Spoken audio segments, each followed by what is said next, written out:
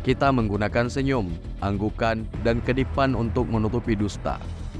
Tetapi sayangnya, sinyal-sinyal tubuh kita akan mengungkap kebenaran dan terjadilah ketimpangan antar gerak tubuh dan sinyal wajah.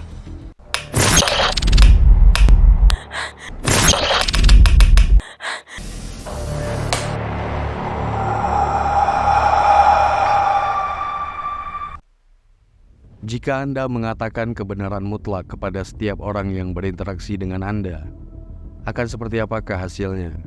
Jika Anda mengucapkan kata-kata yang sesungguhnya melintas di benak Anda, apa konsekuensi yang akan ditimbulkan? Misalnya, ketika seorang wanita bertanya, "Apakah bajuku ini membuatku terlihat lebih gemuk?" Apa jawaban Anda? Jika Anda adalah seorang pria dan Anda tahu apa yang lebih baik bagi Anda akan mengatakan dia terlihat cantik. Jika di setiap waktu Anda mengatakan kebenaran yang sesungguhnya kepada semua orang, Anda bukan saja akan kesepian, tetapi mungkin juga berakhir di rumah sakit atau penjara. Dusta adalah minyak yang melumasi interaksi kita dengan orang lain dan memungkinkan kita memelihara hubungan sosial yang ramah.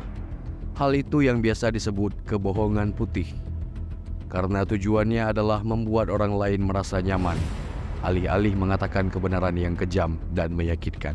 Riset menunjukkan bahwa pembohong sosial lebih populer daripada orang yang terus-menerus mengatakan kebenaran.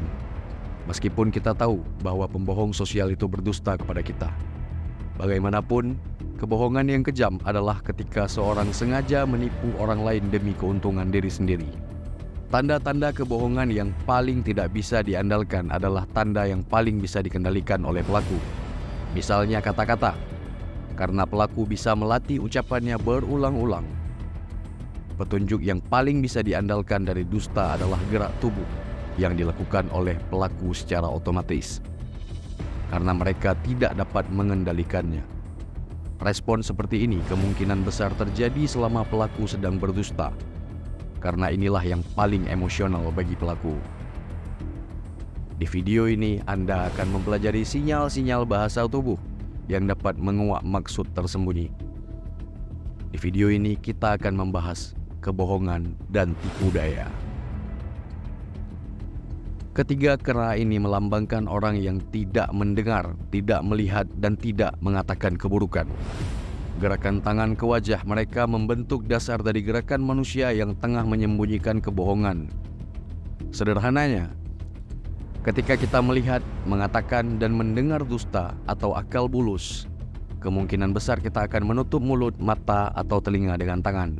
Orang yang mendengarkan kabar buruk atau menyaksikan peristiwa mengerikan seringkali menutup seluruh wajahnya dengan tangan untuk secara simbolis menghentikan dirinya melihat atau mendengar kabar buruk. Salah satu tanda yang paling umum, pria dan wanita semakin banyak menelan ludah saat berbohong. Tetapi biasanya pria lebih kentara daripada wanita karena memiliki jakun yang lebih besar dibandingkan bagian lain dari tubuh. Wajahlah yang paling banyak digunakan untuk menutupi kebohongan. Kita menggunakan senyum, anggukan, dan kedipan untuk menutupi dusta. Tetapi sayangnya, sinyal-sinyal tubuh kita akan mengungkap kebenaran dan terjadilah ketimpangan antar gerak tubuh dan sinyal wajah.